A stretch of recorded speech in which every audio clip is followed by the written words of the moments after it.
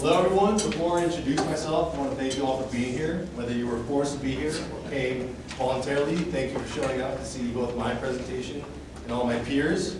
And second of all, I want to thank all of my classmates for giving me such a great competition this year, and also for giving me such just a great experience. I know for a fact you'll all lead great lives, or at least most of you. Now, with that having been said, this is the last good presentation, so you're all free to go afterwards. So without further ado, my name is Rick Guzman, as you can obviously tell. Some people call me Richie, some people call me Ricardo.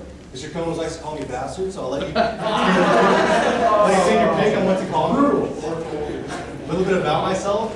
I like math. I'm not good at it at all, but I like it. So next year, I'm going to be going to CSU to be studying to be an engineer and in aerospace. Now, despite that being my chosen career path, I really love art. Art takes up basically all of my hobbies, from creative writing, painting, and lastly, music. So how does this pertain to my project? Well, in essence, for this year, I am going to build a 7-string electric guitar because it's really cool. Because honestly, if you're not living your life in style, you're just doing it wrong, guys. So, before I went on with this project, I had to make a hypothetical business to support it. So I made the company Lunifera Guitars. Lunifera basically stands for Lunar Beast, because like, why not? And the white ring around the logo is kind of meant to represent an eclipse that's occurring, again, the moon aspect of it. And the heptagram, the 7-sided star, is meant to be symbolic for 7-string guitars. If you don't know, most guitars only have 6. And there's nothing wrong with that, but 7 is just a better number. I also chose black as the primary color because if you couldn't already tell, I'm not a very colorful person and I just like dark colors. And I wanted the logo to give a sense of intimidation and like power. I did not want it to be user-friendly at all, and I wanted it to prioritize the dark side of music, specifically metal. So, the project description, as I said, I want to build a fully functional 7-string electric guitar. Emphasis on the word functional. It's one thing to build a guitar, it's another to build it right, as I found out the hard way. And next of all, I'll be using SolidWorks, Coreldraw, Enraving, CNC machines, laser machines, I'll design every machine you can think of to building this thing. And I also wanted to have a warrior shaped body. This is a warrior shape, and in fact, it was one of the first designs of my guitar. It basically just has to be an X shape. Now, by no means is it comfortable to play with. However, it looks cool, which is what matters. And to make the guitar as most personalized as possible, I decided I'm going to have a laser engraved artwork on the body of it because I wanted it to stand out and be most personal basically to me and only be unique to me. Now, my inspiration behind this, as I said, I love music. I've been playing guitar for about 4 years, and as the years progressed, it was harder and harder to find a guitar I liked. So I basically decided, you know what, I'm going to build my own to be exactly the way I want it. So I wanted to make it resemblant of my most favorite artist guitar. Here is Chuck Schuldiner. He was the frontman, lyricist, vocalist, lead guitarist, blah, blah, blah, of Death. Now, what's ironic is he's dead. Rest in peace, Chuck. And his signature guitar was called the BC Rich Stealth. This is a picture of it. As you can see, it's got that warrior-shaped body. And let me tell you, if that's not the second coolest guitar you've ever seen, then you and I are going to have a long talk after this. And the reason I say second coolest is because after you see mine, it will be the coolest you've ever seen. Now, my advisory committee, I want to thank all of them. They're here today. So Mr. Alan Woodland in the back, he is a teacher at CCIC. He helped me a lot with using the CNC machine as well as the program Enraving, which was crucial to the actual building of the guitar. And Mechanic Lena Barnes, I promise that's not a typo, guys. Now, she was a great reminder of what not to do the entire year.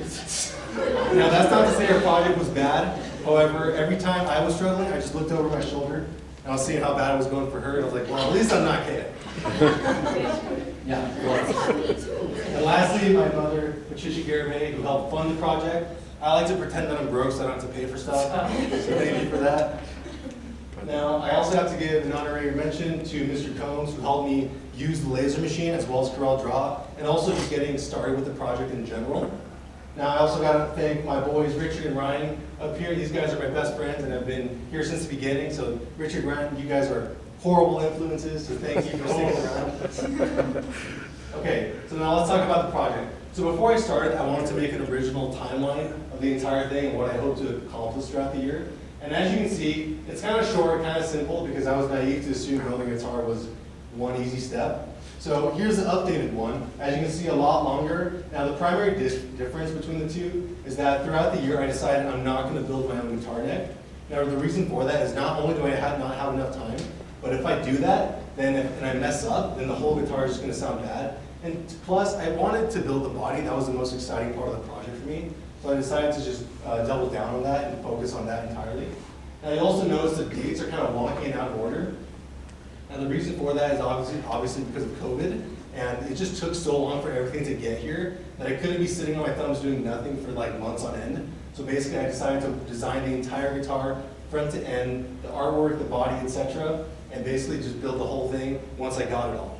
Now, so the first step in designing an electric guitar, so to begin with, it was a lot harder than I thought it would be, primarily because the warrior shape, that X I was talking about, was just giving me so many design challenges. Primarily because there's just not a lot of room to work with, especially when putting in the electronics.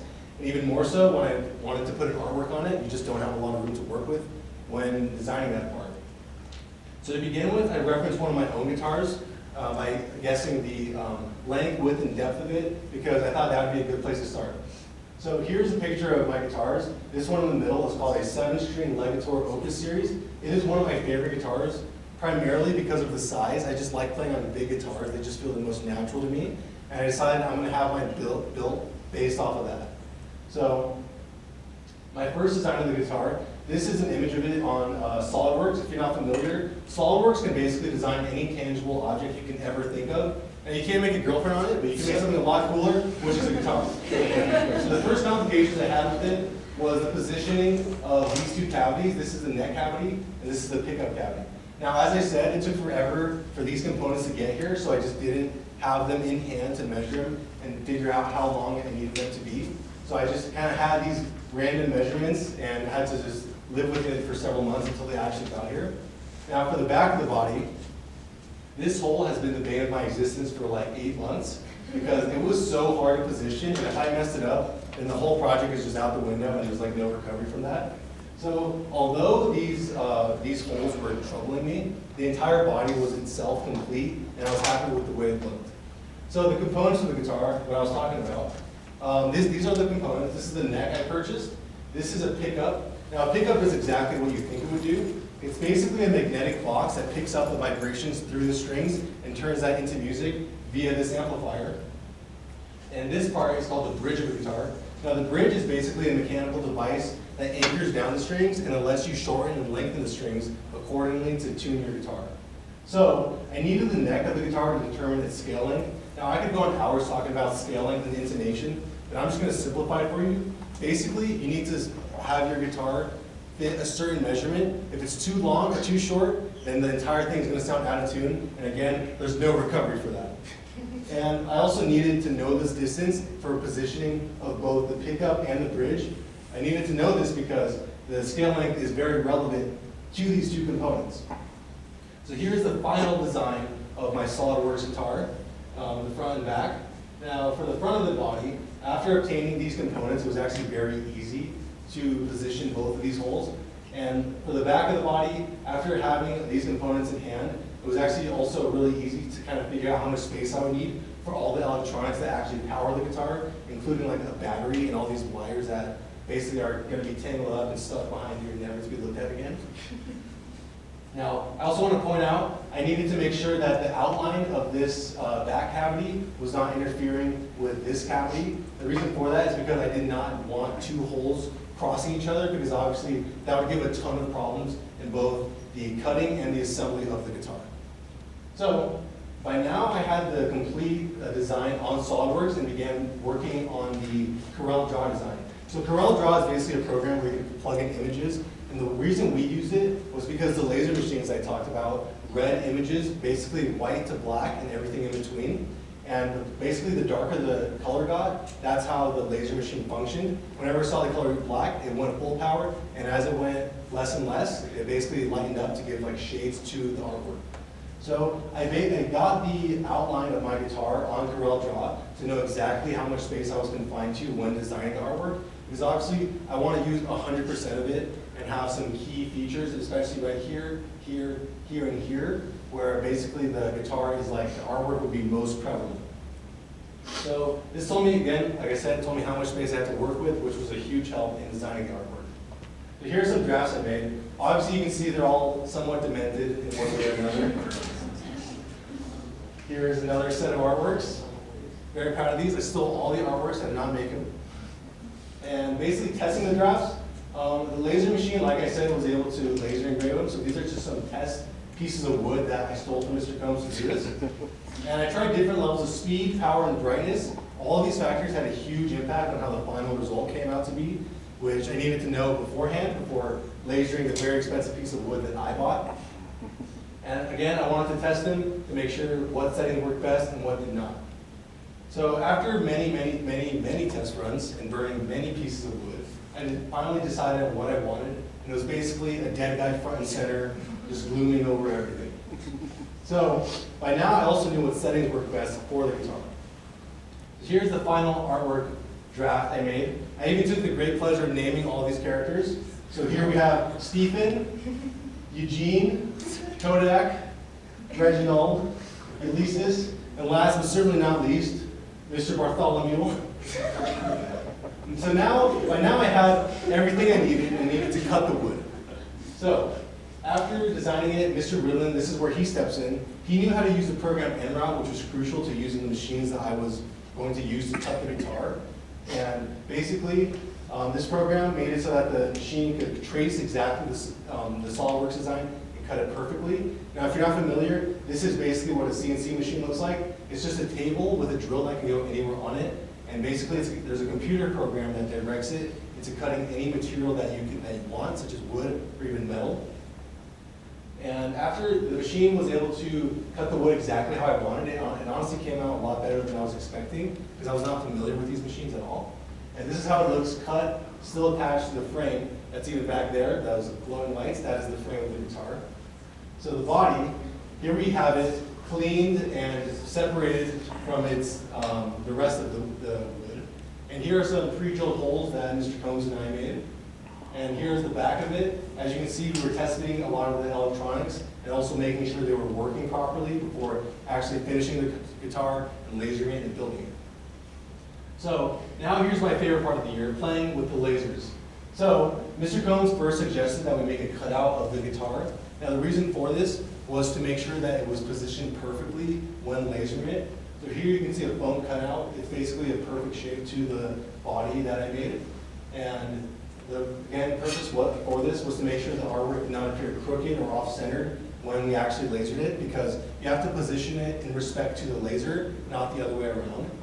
So here is how the body fits inside the piece of foam, and this border, that is the actual laser machine. And after many test runs from the beginning of the year, the last result was not beautiful in any way. It was entirely evil. So here is how the guitar looks with the laser engraving. So as you can see, they all came out very nicely, especially a lot better compared to the first draft, which I did not know what settings to use. And here's how the body looks with 5 coats of a semi-gloss polyurethane. The reason I put this on was to protect the wood and also give it a nice gloss finish. Now the back panel. By now I had everything I needed except the back panel. And basically this component is meant to hold back all the electronics. And I needed to make one myself because, again, it's a custom guitar. I needed to make one specifically for this guitar that fit no other. So here's how it looks on SolidWorks. I designed it by basically tracing the back cavity of my guitar and making it a little bigger so it would cover the whole thing. And then we ended up having to redesign it because these 2 screw holes were too small. So in the end, it came out very nicely. This is how the back panel fits on the guitar with screws in place. Behind it is all those other cables that no one wants to see. And then it's actually a carbon fiber print, and it's just not going to budge or break at all, which is exactly what I wanted. So building the thing was a huge step into this project. It was very difficult. I was not anticipating this originally, and I was too excited to build it that I kind of rushed it. So again, as I said, it was very challenging, and a lot of factors were making the guitar entirely unplayable. So to fix this, I basically adjusted the level of the pickup, the neck, and the bridge to not only make it comfortable, but to make sure that everything sounded nice. So in the end, it came together very nicely. It's super comfortable to play on, and it sounds absolutely sinister. So, do you guys want to see it? Yes. Okay. Really want to see it? Yes! All right. Here's the guitar. I'm sure many of you have noticed this coffin up here. It's just a case, guys. Don't worry. So here is the guitar. If you want a better look at it, you can see me at my table over there. Now, I don't know about you guys, but I'm tired of talking to you. So do you guys want to hear it? Yeah. It's going to get loud in here, and I don't apologize.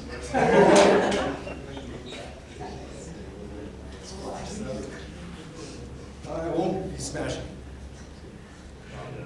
If I snap a string, I will.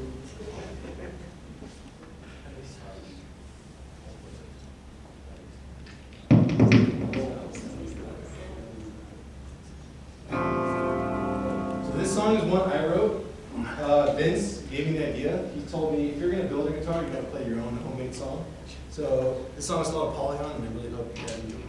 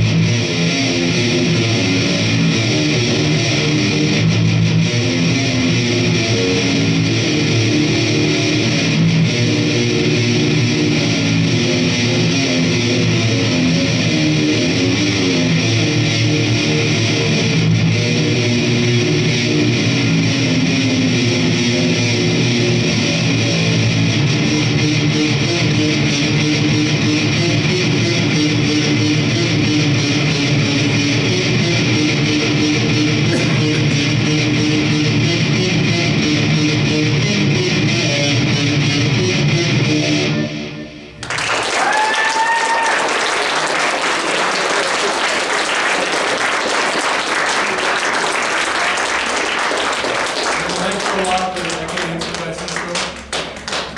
Is there anyone wants to know anything about the guitar? Yes, Avi. How long did it take you to come up with that song? I wrote it like 2 years ago, and then when Vince told me I should like play one of my own, I basically rewrote like half of it. So it's basically like 2 weeks, I guess. Something like that. Yeah, definitely. What's This is D tuning. So the 7th string is tuned to A because that's how I like it. Any other questions? Yeah? The Korn biography, it was too long. I was going to talk about Korn, but if you don't know, it's a band. If you haven't heard of them, don't. Yeah. Any other questions?